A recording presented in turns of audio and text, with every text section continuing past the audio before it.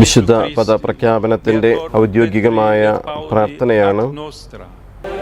വാഴ്ത്തപ്പെട്ട peer ജോർജോ ഫ്രസാത്തി Carlo അക്വിറ്റസ് വിശുദ്ധ പദത്തിലേക്ക് സ്വീകരിക്കണമേ എന്ന് ഔദ്യോഗികമായിട്ട് സഭയിൽ വണങ്ങപ്പെടാൻ അർഹമാകണമേ എന്ന് പ്രാർത്ഥിച്ചുകൊണ്ട് പിതാവിൻ്റെയും പുത്രൻ്റെയും പരിശുദ്ധാത്മാവിൻ്റെയും നാമത്തിൽ ഞാൻ പ്രഖ്യാപിക്കുന്നു.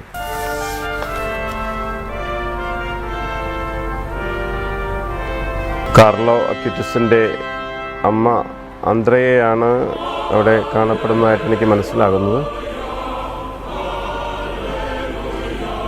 തിരുശേഷിപ്പുകൾ അൾത്താരയിലേക്ക് സംവഹിക്കുന്ന കാഴ്ചവസ്തുക്കളോടൊപ്പം സമർപ്പിക്കുന്ന കർമ്മമാണത്.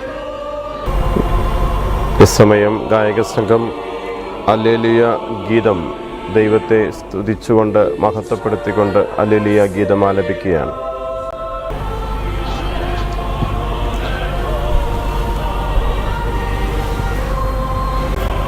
പ്രത്യേകമായി തയ്യാറാക്കിയ ഗ്രോട്ടോയുടെ മുൻപിൽ സമർപ്പിക്കുകയാണ്.